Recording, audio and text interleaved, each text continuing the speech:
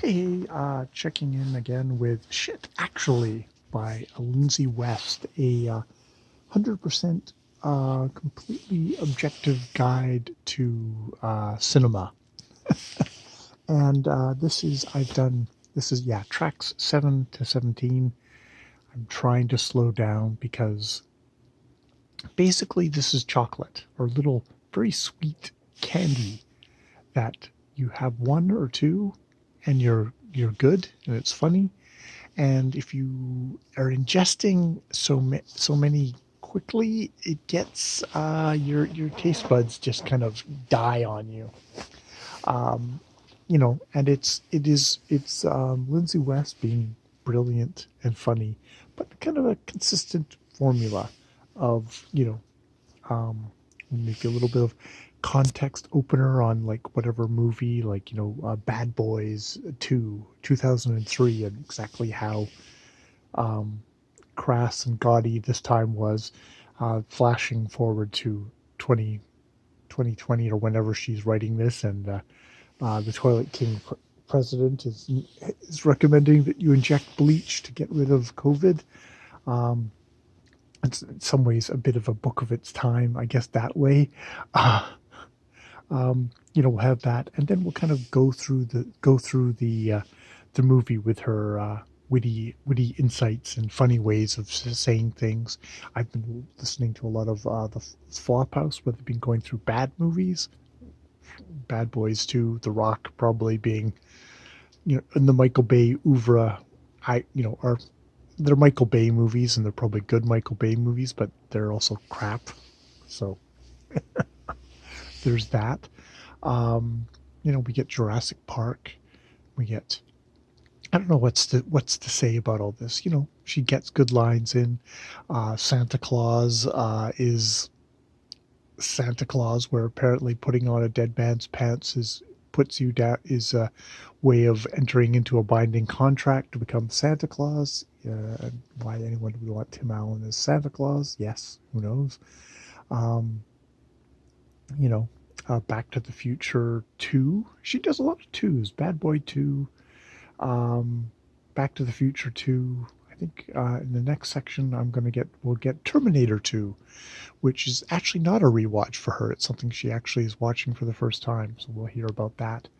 Um, yeah, it's fun candy bonbons with feminist take um, on stuff. All those hilarious fat people jokes that were just completely acceptable.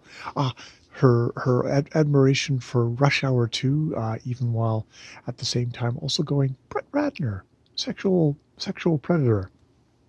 Um, you know, that mixed into the thing, and like what can you do to offset that if you want to offset that? Maybe you don't want to offset that. She loves the movie, so I think I remember watching it back in the day, and she's just like Chris Tucker is really funny, and um, Jackie Chan has got that kind of warm, charming, softly masculine kind of take on things, and also just amazing action star. Um, and actually, that was a cool one because it was one of these things where she was like, there's the whole thing of it was always interesting tracing her parents mourning the loss of like aged English rock stars, in which she'd be like, who? And we're talking about Lana Turner died. It's like, oh, who's that? It's like, she was really wonderful, her father would say as she's shaking his head. And she has that sense that at some point they're going to say the same thing about Chris Tucker and Jackie Chan to her, because she really enjoys them.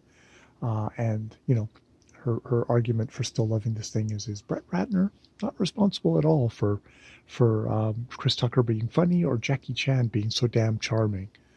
Um, that said, it doesn't have any particularly female parts in it. Um, but yeah, she really enjoys Rush Hour. Yeah, yeah, we get yeah, Jurassic Park with the wonder that is the Jeff Goldblum, and you know the the kind of the wonderfulness that is Laura Dern. Yeah, yeah. Um, the whole thing about Titanic of like, yeah, when I watched this when I was 15, it was all about the kissing and stuff like that, and I would just turn it off before the boat even the Titanic sunk. Now it's just like I just want them to hurry up and get to sinking all these crappy, horrible people. She's definitely got a good opinion about all this stuff, and she's, even if you don't agree, like she likes The Rock, even if you don't agree with that, it's like, yeah, she's really got a good way of saying things. She actually quite enjoyed The Rock, it being so stupid. Oh, and Face Off also being so dumb and stupid, and Nicolas Cage just being that kind of crazed presence in movies that is so enjoyable, and you just want him to do more of that. Yeah, I don't think I have too much to say about these. They are fun candy, I think is what I'm going to put it down as. Fun, fun, fun, fun candy. And, taking apart things in a really entertaining way. I'm not going to try and duplicate that. Um, you know, maybe, how she deconstructs the incredibly horrible police work of Martin Lawrence and the Fresh Prince of Bel-Air. Yeah. And, Joey Pants.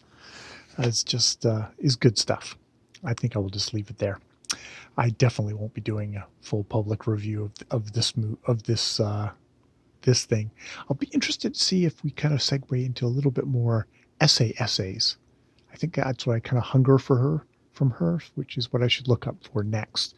Is like this is kind of like movie things, but actually, you know what? I'm not actually like I think I came to her from her Sex and the City review, but actually that isn't exactly where I actually find kind of the more interesting stuff.